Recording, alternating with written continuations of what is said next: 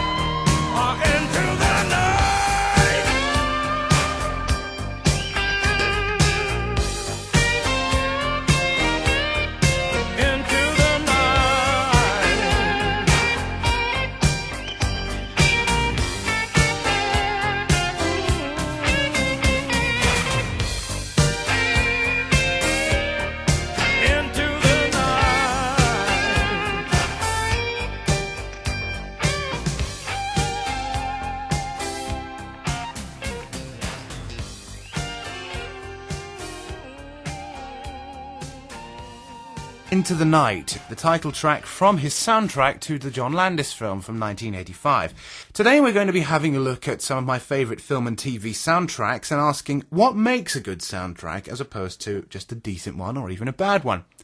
One of the biggest trends in the last 20 years in film and television is using pop music in place of a conventional or orchestral score.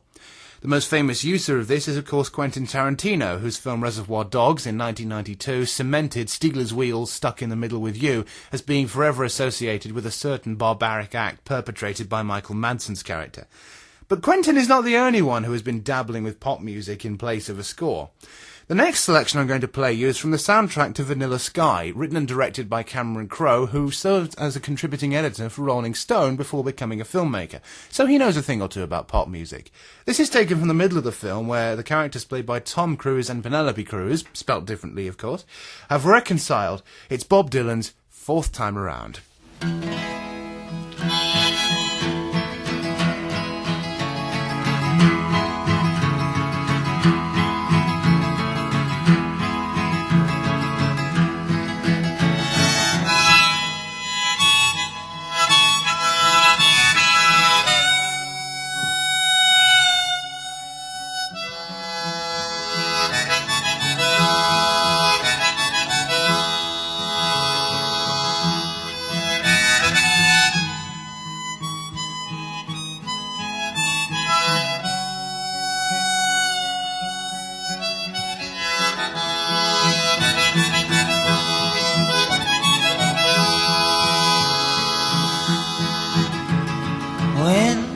She said, don't waste your words, they're just lies. I cried, she was deaf. And she worked on my face until breaking my eyes and saying, what else you got left? It was then that I got up to leave, but she said, don't forget, everybody must give something back for something they get. I stood there and hummed. I tapped on her drum. I asked her how come, and she buttoned her boot and straightened her suit, and she said, don't be cute.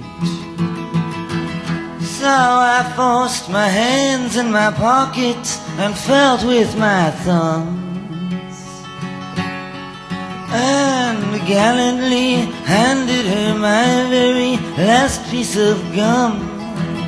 She threw me outside. I stood in the dirt where everyone walked. But when finding out I'd forgotten my shirt, I went back and knocked. I waited in the hallway as she went to get it, and I tried to make sense out of that picture of you in your wheelchair that leaned up against her Jamaican rum. And when she did come, I asked her for some. She said, no dear. I said, your words are not clear. You better spit out your gum. She screamed till her face got so red, and she fell on the floor. I covered her up and then went and looked through her drawer. And when I was through, I filled up my shoe and brought it to you. And you took me in. You loved me then. You didn't waste time. And I never took much. I never asked for your crutch, and I don't ask for mine.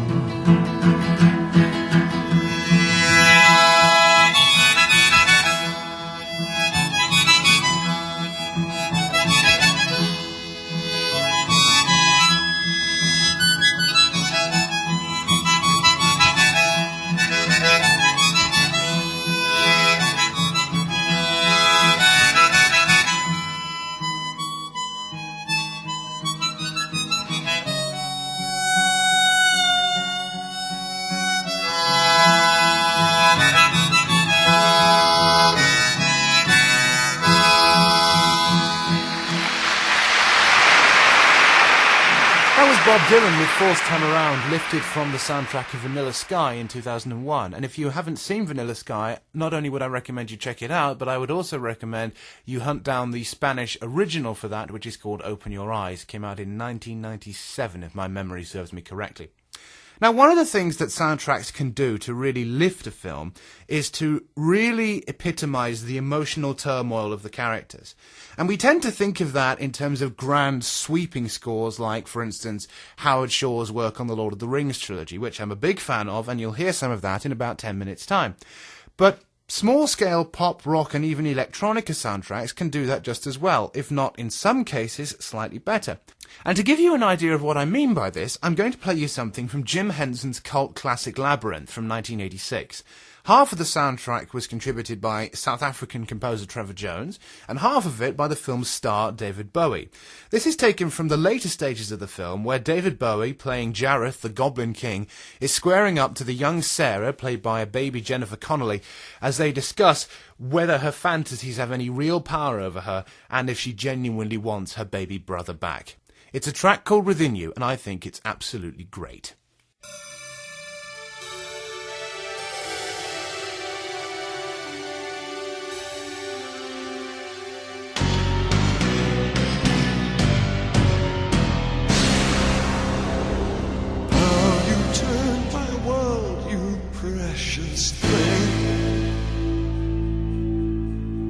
Starving near exhaustion.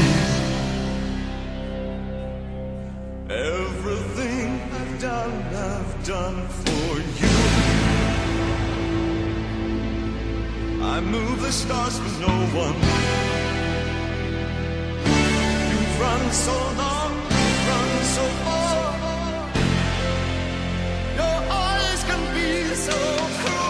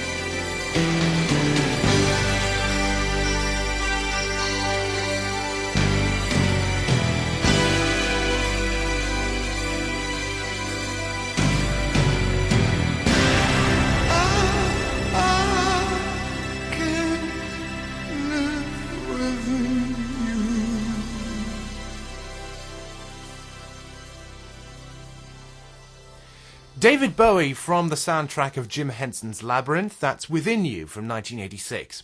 Labyrinth, of course, a fantastic children's-friendly fantasy film, and that brings us very nicely on to the role of the soundtrack in the fantasy genre. Whether you're doing space fantasy like Star Wars or more swords and sandals stuff like The Chronicles of Narnia or The Lord of the Rings, the soundtrack to any fantasy film has to bring you into a great, huge world that you are introducing. Because fantasy films, by and large, rely on different kinds of logic and different kinds of mechanics to the world that we know, whether it's based upon imagination or just plain surreal, in the case of Who Framed Roger Rabbit, soundtracks need to have a certain amount of grandeur in order to give you a sense that the world you're seeing has a genuine amount of scale. But of course, too much grandeur and you feel like you're being drowned out by the world, so you need to have something a little personal and to give you a way in. I'm going to play you a double bill of tracks now, which I think convey this idea and this theme very well. The first selection is from the soundtrack to The Lion, the Witch and the Wardrobe, the most recent version of The Chronicles of Narnia. I myself have a soft spot for the TV series from the late 1980s with its rather creaky animatronics. Unfortunately, I couldn't track down the soundtrack to that, but I think Harry Gregson Williams does a very good job. And then the second one I'll play you is, as promised, a bit of The Lord of the Rings, specifically the Council of Elrond from the Fellowship of the Ring, where the Fellowship are assembled in front of the elves at Rivendell and sent out to destroy the One Ring. But to start off with, we will have Harry Gregson Williams from The Lion, the Witch and the Wardrobe, one of my favourite tracks from the film. It's Father Christmas.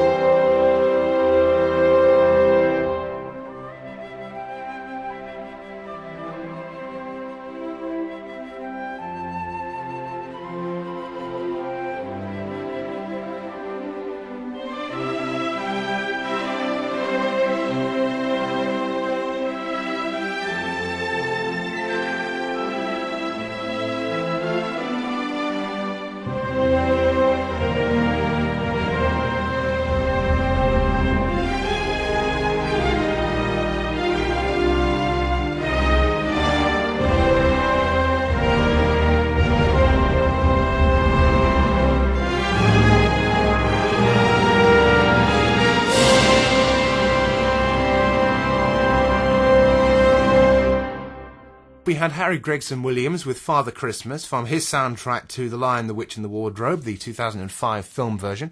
And after that, we had the Council of Elrond and the theme for Aragorn and Arwen from Howard Shore's soundtrack to The Fellowship of the Ring. It's so hard to believe that that film is 11 years old. I remember seeing the trilogy again on DVD the Christmas before last and just being absolutely astounded by how good they were. Now, I'd just forgotten how brilliant films they are, and I am really looking forward to the two-part version of The Hobbit. Most of the stuff I've played so far here on Soundtrack Stories on Radio Ottery, your community radio station, has been of a very high quality in terms of not just the music itself, but the way it's produced. You get the sense with things like The Lord of the Rings that clearly there was a lot of effort put in and a lot of money thrown at it. But my next selection is the complete other end of the spectrum, something which has very little grandeur but still has a good place in my heart. This is taking us back to 1974 and Dark Star, John Carpenter's oddball debut, a science fiction comedy written, or co-written at least, by Dan O'Bannon, who would later write the screenplay for Alien, having a huge influence on the horror genre and indeed the science fiction genre. This, like a lot of John Carpenter's films, was written by Carpenter himself. He's famous for composing many of his own theme tunes. It's like that Dennis Waterman joke that they used to do on Little Britain. Write the theme tune, sing the theme tune. But this is not sung by Carpenter himself. It was recorded by a country and western musician called John Yeager, whom he was a good friend with. So without any further ado, from the opening credits of the fantastically strange Dark Star, Benson, Arizona. Let's have some music in here, Boiler. Sure thing.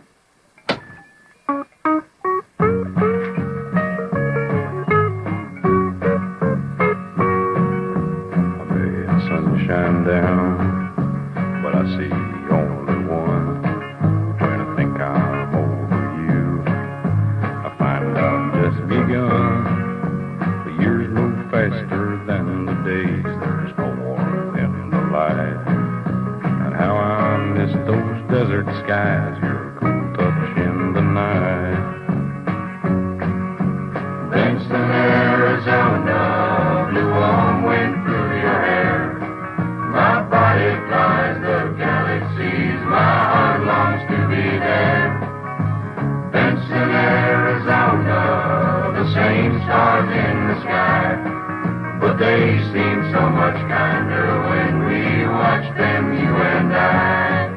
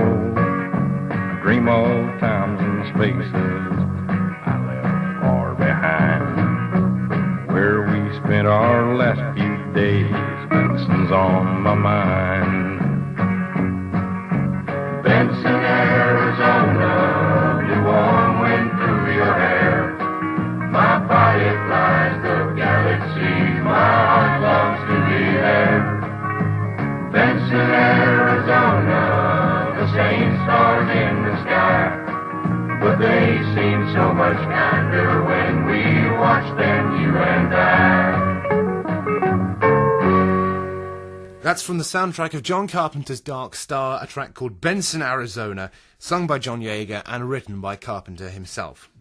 Now we're going to take a rather roundabout dive back into pop music to look at the soundtrack contributions of one of my favourite singers and songwriters, Peter Gabriel, former lead singer of Genesis, of course. Now, after leaving Genesis and having a modestly successful solo career, producing a number of really good albums and several very successful singles, Peter Gabriel began to diversify his efforts into managing African and American artists with his Real World Music label, and also contributing to soundtracks. Amongst his other efforts in the genre, he contributed to Alan Parker's Birdie, a much underrated Vietnam War film, and Philip Noyce's Rabbit-Proof Fence, starring Kenneth Branagh. But what I'm going to look at today is his soundtrack to Martin Scorsese's very controversial film The Last Temptation of Christ, which came out in the 1980s, and tying it together to some of the stuff we played earlier, the film stars David Bowie as Pontius Pilate, and he does a very good job. This is a soundtrack which demonstrates that even though pop musicians can get involved, they don't have to position themselves at the forefront of it. They don't have to sing and play every single instrument on the soundtrack. In the case of The Last Temptation of Christ, Peter Gabriel only sings on one track. The rest is him assembling hundreds and hundreds of musicians from Africa and Asia and South America to contribute to his esoteric, eccentric, and very effective soundtrack. This is the first of a two-part track called Of These, Hope.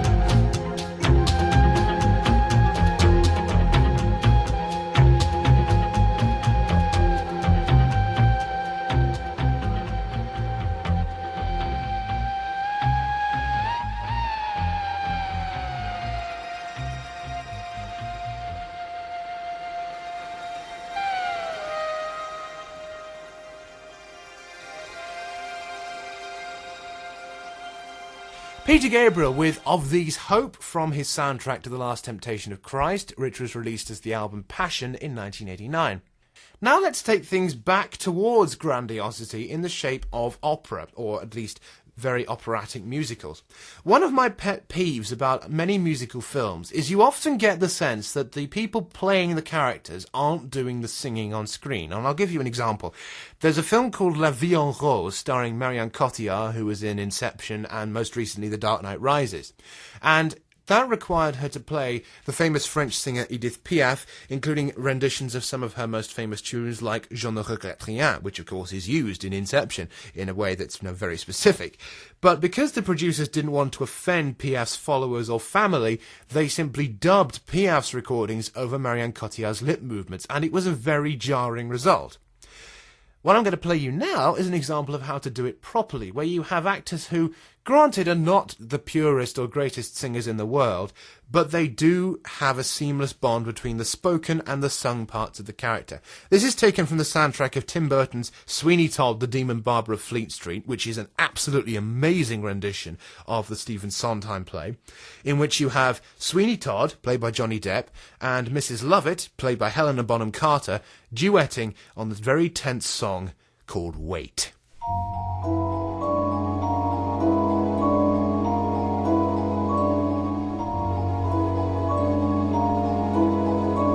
It's not much of a chair, but it'll do. Was my poor Albert's chair. Sitting here all day long he did. What his leg give out with the gout. Why doesn't the beetle come? Before the week is out. That's what he said. Oh, he says the week's out. It's only Tuesday. Easy now, hush love hush. Don't distress yourself, what's your rush? Keep your thoughts nice and lush. Wait. Hush love hush, think it through. Once it bubbles in, what's to do? Watch it close, let it brew. Wait. I've been thinking flowers, maybe daisies, to brighten up the room. Don't you think some flowers, pretty daisies, might relieve the gloom? Oh, wait. Love, wait. And the judge, when do we get to him? Aren't you thinking nothing else? Always brooding away on your wrongs. What happened, heaven knows how many years ago. Slow, love, slow, time so fast. Now goes quickly, see, now it's past. Soon will come, soon will last. Wait. Don't you know, silly man, half the fun is to plan the plan. All good things come to those who can. Gillyflowers maybe, instead of daisies. I don't know though, what do you think?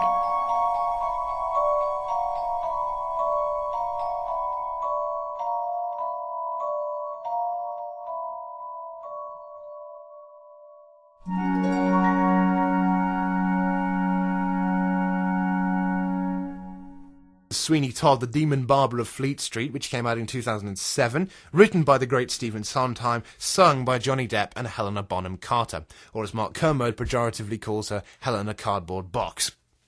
We're coming towards the end of Soundtrack Stories here on Radio Ottery. Thank you very much for listening to me today. We're going to finish off with something from Blade Runner in just a few minutes, for my all-time favourite film. But first, in light of The Who's appearance at the closing ceremony of the Olympics, Roger Daltrey still has it, even at the age of 68, I thought we'd play something from the soundtrack of Quadrophenia.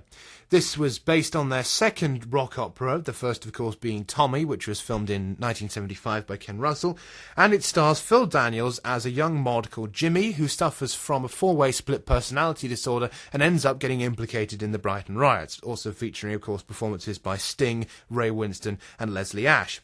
This is taken from the start of the album and the start of the film, and it's called The Real Me. Can you see the real me? Can you? Can you? Real Me from the soundtrack of Quadrophenia in 1979. And that is just about that. Thank you very much for listening to me today on Soundtrack Stories. I went back to the doctor. If you like to Get today, another please check out drink. the other content. I sit and tell him about my weekend, but he never changed what he thinks. Woo! Can you see the real me, doctor? Doctor! Can you see the real me, doctor? Oh, doctor!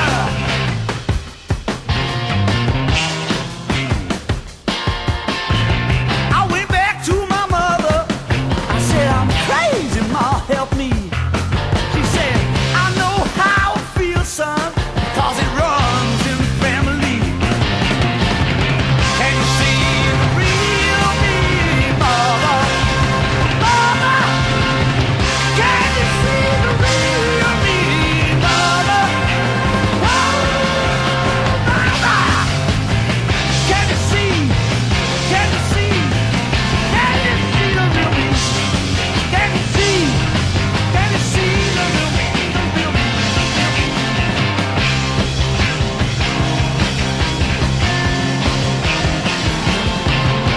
The cracks between the paving stones, like rivers of flowing veins.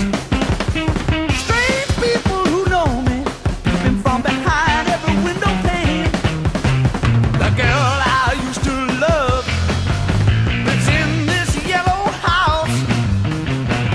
Yesterday she passed me by. She doesn't wanna know me now. Oh, can you see the real me? Can you? Can you? Can you see the real me? Can you? Oh, yeah!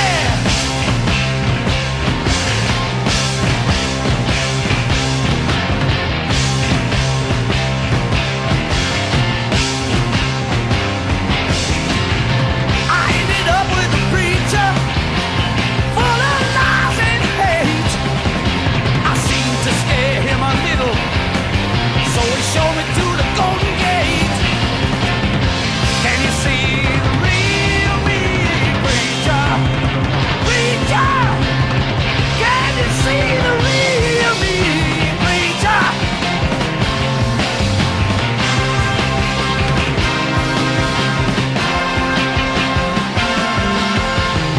Can you see? Can you see? Can you see? Whoa! Can you see the real me, doctor? Can you see the real me,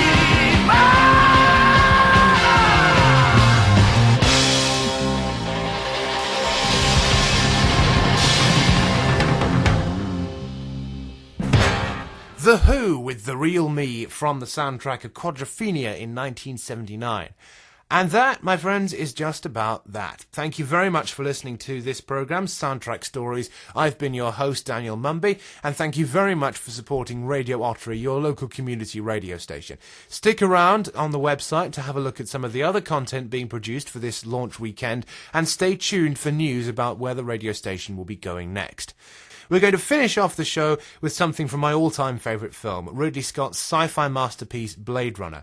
Soundtrack composed by the Greek master Vangelis, who also did the soundtrack for Ridley Scott's 1492 Conquest of Paradise, and perhaps most famously, the soundtrack for Chariots of Fire, which of course, if you've been watching the Olympics, you would have heard pretty much on a loop because it was played at all of the medal ceremonies, not to mention Rowan Atkinson's cameo in the opening ceremony. This is the famous love theme, which finds Deckard, played by Harrison Ford, and Rachel, played by Sean Young, giving in to their desires and falling in love. It's been recently remade by Hunger Sleep Records. If you go to hungersleeprecords.co.uk, they did a very good rendition, but the original is by far still the best. My name's Daniel Mumby. Thank you very much for listening to my soundtrack stories, and to play us out, the love theme from Blade Runner. Goodbye.